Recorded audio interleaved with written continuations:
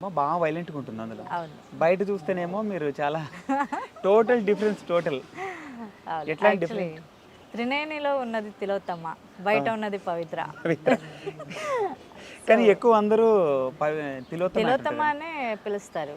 So, okay. ఎక్కడికి వెళ్ళినా even Karnataka వెళ్ళినా కూడా ఇప్పుడు కన్నడలో నేను అన్ని సీరియల్స్ చేసినా హ్మ్. తిలోత్తమ అనే గుర్తుపెడుతున్నారు. So, okay. అదొక హ్యాపీ ఫీల్ అది.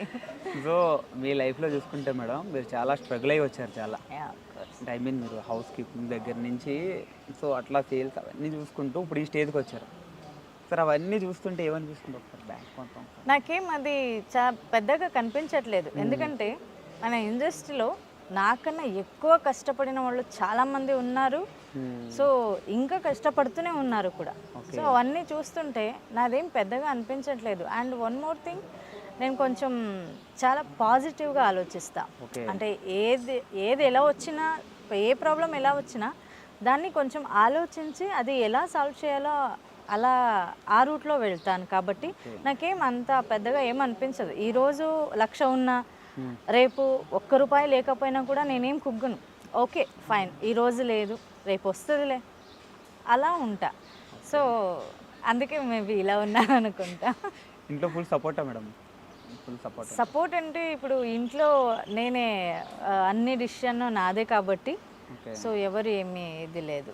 So, okay. అంటే నేనేం స్టెప్ తీసుకున్నా కూడా అది కరెక్ట్‌గానే ఉంటది అనే ఒక ఒపీనియన్‌లో వాళ్ళుంటారు. ఓకే. అంటే స్టార్టింగ్ మీరు ఇట్లాగా ఇండస్ట్రీకి వస్తా అన్నప్పుడు వాళ్ళ రియాక్షన్ ఏంటి? ఇంట్లో వాళ్ళ రియాక్షన్? రియాక్షన్ అంటే అప్పుడు మన పరిస్థితి ఎలా ఉంది అంటే 2 టైమ్స్ ఫుడ్ దొరికితే చాలు ఓకే. అన్నట్టు ఉంది పరిస్థితి. కాబట్టి సో, ఓకే. ఏదో ఒక పని దొరికింది, పని చేస్తుంది. అంతే తప్ప ఇంకేం అది ఒక నేను కూడా ఎప్పుడు అనుకోలేదు. నేనొక ఇండస్ట్రీకి వెళ్తాను, నేను హ్మ్. ఇలా అవుతాను. ఎప్పుడు నేను అనుకోలేదు. అండ్ కొంతమంది అనుకుంటారు కదా! డ్రీమ్ అది. అలాంటివి ఏమీ లేదు. ఓకే. ఫుడ్ కోసం వచ్చా. అది ఎలా తీసుకొచ్చిందో అలా వచ్చేసాను. సో, ఇక్కడి వరకు వచ్చాను. అది అది అసిస్టెంట్ చెప్పాలి. Director to actress me yeah! Journey ఒకసారి అవునవును. ఎట్లా? డైరెక్షన్ డిపార్ట్‌మెంట్ నుంచే వచ్చా. ఇప్పుడు కూడా నాకు డైరెక్షన్ అంటేనే చాలా ఇష్టం. ఓకే. నెక్స్ట్ అయితే తొందరలో మిమ్మల్ని డైరెక్టర్‌గా చూడొచ్చయితే. అవునవును. ఇప్పుడు యాక్చువల్లీ స్టార్ట్ చేసుకున్నాను. Songs okay. డైరెక్షన్ చేయడానికి స్టార్ట్ చేసుకున్నాను. చిన్నది స్మాల్ నుంచి పెద్దగా వెళ్ళాలి అనేది ఓకే. నా ఇది. సో, స్మాల్‌గా స్టార్ట్ చేశానన్నమాట. మీకు ఇండస్ట్రీలో ఇన్స్పిరేషన్ అంటే ఎవరు చెప్తారు? నాకు నేనే. మీరే ఇన్స్పిరేషన్. నాకు నేనే okay. Inspiration. Super. Super. Because ఎందుకంటే ఇప్పుడు ఒకరిని చూసి నేను నేర్చుకున్నాను అనడానికి నాకేం లేదు.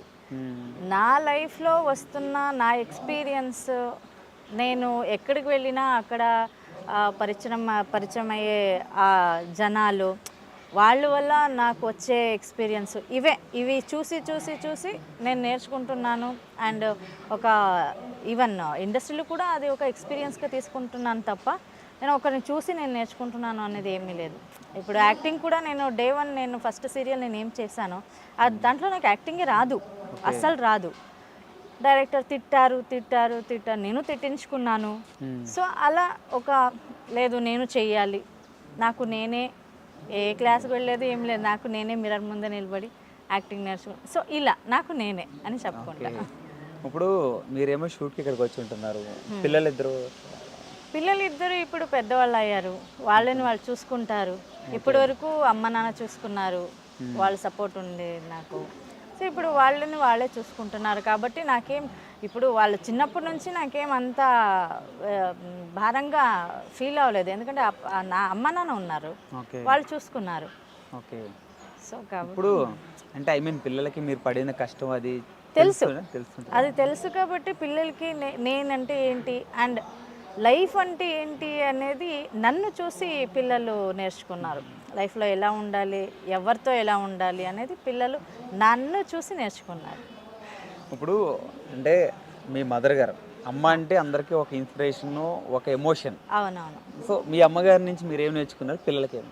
అమ్మ నాకు ధైర్యం ఇచ్చారు. అమ్మ హ్మ్. అంటేనే నాకు ధైర్యం. ఓకే. ఎందుకంటే నేను బిఫోర్ ఒక ఇంటర్వ్యూలో చెప్పాను. నేను యాక్చువల్లీ సూసైడ్ అటెంప్ట్ కూడా నేను చేసుకున్నాను. నేను లైఫ్‌లో నేను ఫేస్ చేయలేను అని. అప్పుడు నాకు ధైర్యం చెప్పిందే మా అమ్మ. ఎందుకు సూసైడ్ అటెంప్ట్ అంటే? అంటే సీ సమ్ టైమ్ ఏమైపోతుంది అంటే సమాజంలో ఒక ఆడపిల్ల ఒంటరిగా బ్రతకాలి అనుకుంటే మనం ఏం తప్పు చేయలేనా కూడా కొంతమంది ఏమంటారు తప్పు చేశారు ఏదో అలా ఇలా మాట్లాడతారు కదా. సో అలాంటివి ఫస్ట్ టైం విన్నప్పుడు అప్పుడు అలా అనిపించింది నాకు. అరే తర్వాత అనుకున్నా అది నా లైఫ్, ఇది నేను బ్రతుకుతున్నా, నేను కష్టపడుతున్నా, నేను అన్నం తింటున్నా. వాళ్ళెవరో అంటే నేనెందుకు భయపడాలి, నా మీద నాకు నమ్మకం ఉండాలి తప్ప ఎవరికో ఎందుకు వాళ్ళ నమ్మకం నాకెందుకు అవసరం కదా. ఇప్పుడు ఇన్ని చెప్తున్నవారు మీరు ఎందుకు అటెంప్ట్ చేశారు? అంటే అదే అలా అన్నారు కాబట్టి అది వినలేక సూసైడ్ అటెంప్ట్ నేను చేసుకున్నాను. ఓకే, సూసైడ్ అటెంప్ట్ చేసుకున్నాను ఎందుకంటే ఆ ధైర్యం అప్పుడు లేదు నాకు. ఓకే, అప్పుడు అమ్మ నాకు ధైర్యం చెప్పింది. ఓకే. అమ్మ ఒక ధైర్యం, అమ్మ ఒక ధైర్యం. పిల్లలకు మీరు ఏం చెప్తారు? నా పిల్లలక ఒక అమ్మగా ఒక పిల్లలకు మీరు ఏం చెప్తారు? మంచిగా ఉండాలి. ఎవరైనా కష్టం అని మీ దగ్గరికి వస్తే మీ చేతిలో ఎంత అవుతుందో అంత హెల్ప్ చేయండి. అది డబల్ మీకు రిటర్న్ వచ్చేస్తుంది, తిరిగి వస్తుంది. అది నేను పిల్లలకి నేర్పించింది అయితే ఇదే. వాళ్ళు ఫ్రీడంలో వాళ్ళు ఉంటారు, వాళ్ళు డిసిషన్ వాళ్ళే తీసుకుంటారు. అంటే ఆ డిసిషన్ కరెక్టా రాంగా అనేది నన్ను అడుగుతారు. అది కరెక్ట్ అంటే కరెక్ట్, రాంగ్ అంటే రాంగ్. సో పిల్లలకి ఫ్రీడమ్ ఇవ్వాలి, కానీ మొత్తం ఫ్రీడమ్ ఇవ్వడం కూడా తప్పే. కానీ ఎంతవరకు ఇవ్వాలో అంతవరకు ఇవ్వాలి. వాళ్ళని మీరు ఇలా ఉండాలి అని చెప్పడం వరకు అంతే. నేను అలా ఉంటానా లేదా అనేది వాళ్ళది. మీ లైఫ్ ఒకసారి వెనక్కి తిరిగి చూసుకుంటే మేడం, మీ లైఫ్లో మీకు ఏది ఈజీగా రాలేదు. అవును, అన్నీ మీరు కష్టపడే తెచ్చుకున్నారు అన్నీ. సో ఆ స్ట్రగుల్స్ అవి చూస్తుంటే చాలా ప్రౌడ్గా ఫీల్ అవుతాను నేను చాలా. ఎందుకంటే ఏ సపోర్ట్ లేకుండా నన్ను నేను నమ్ముకొని నేను ఇక్కడి వరకు నేను వచ్చాను అనేది నా అచీవ్మెంట్. ఓకే, అంటే ఒకనొక టైంలో తెలుగు నాకు మాట్లాడడం రాదు, తెలుగు అర్థం అవ్వట్లేదు అని వెనక్కి వెళ్ళిపోయింది మీరు. ఇప్పుడు ఇంతమంది తెలుగు ప్రజలతోటి శభాష్ అనిపించుకుంటున్నారు మీరు మీ యాక్టింగ్తో. అది నిజంగా అదైతే నాకు ఆ రోజులు ఇప్పుడు గుర్తుకొచ్చిన నాకు నవ్వు వస్తుంది. ఇలాగే ఫస్ట్ సీరియల్ కూడా నేను అన్నపూర్ణ సీరియల్ నిన్న Pelladata. Early morning 3 o'clock shooting జరుగుతుంది. నా వల్ల కాదు, నన్ను వదిలేయండు అని నేను. సో నిజంగా ఆ రోజుకి ఈ రోజుకి చాలా చాలా చేంజెస్ అయిపోయింది నాలో, చాలా చేంజెస్. ఇప్పుడు నేను తెలుగులోనే సాంగ్స్ చేస్తున్నా, తెలుగు మాట్లాడడం రాదని భయపడి తెలుగు రాస్తున్నా, తెలుగు చదువుతున్నా. అంటే అదొక ఛాలెంజ్గా నేను తీసుకున్నా. ఎందుకంటే ఆ రోజు ఒక 3-4 ఆర్టిస్టు నా ముందే మాట్లాడారు కాబట్టి ఆ మాట నేను విన్నాను కాబట్టి. సో అప్పటి నుంచి నేను ఛాలెంజ్గా తీసుకున్నా. అది వితౌట్ ప్రాంప్టింగ్ కూడా నేను డైలాగ్ చెప్తాను. నేను చూస్తాను. నువ్వు ఒక సాంగ్ ఏమన్నా మా అభిమానుల గురించి, మీ అభిమానుల గురించి ఒక పాట ఏమన్నా పాడతారా? నేనా అభిమానులు అవుతారా ఏమని అనుకుంటే? లేదు పర్లేదు, పాడండి. అందరు మీలో ఉన్న ఈ టాలెంట్ కూడా జనాలకు తెలుస్తుంది. అయ్యో టాలెంట్ అని ఏం లేదు. అప్పుడు అంటే ఒక టైంలో నాకు తెలుగు రాదు అని భయపడింది మీరు, ఇప్పుడు పాటలు కూడా పాడి స్టేజ్కి వచ్చారు. ఇప్పుడు అవును, ఒక ప్రౌడ్ మూమెంట్ కదా. నాకు అంతఃపురం సాంగ్ చాలా ఇష్టం, సౌందర్య నా ఫేవరెట్. Okay, super. సో అసలేం గుర్తుకు రాదు నా కళ్ళల ముందు నువ్వు ఉన్నగా, అసలేం తోచదు నాకు ఓ నిమిషం కూడా నిన్ను చూడక, నీలో ఉందే నా ప్రాణం అది నీకు తెలుసునా, పున్నా నేను నీ కోసం. Thank you. సూపర్. అంటే మామూలుగా పాడడం వేరా, ఫీల్ అవుతూ పాడడం వేరా. ఆర్టిస్ట్ కాబట్టి ఆ ఫీల్డ్లో ఒకరు ఉంటారు కాబట్టి. ఓకే, మీ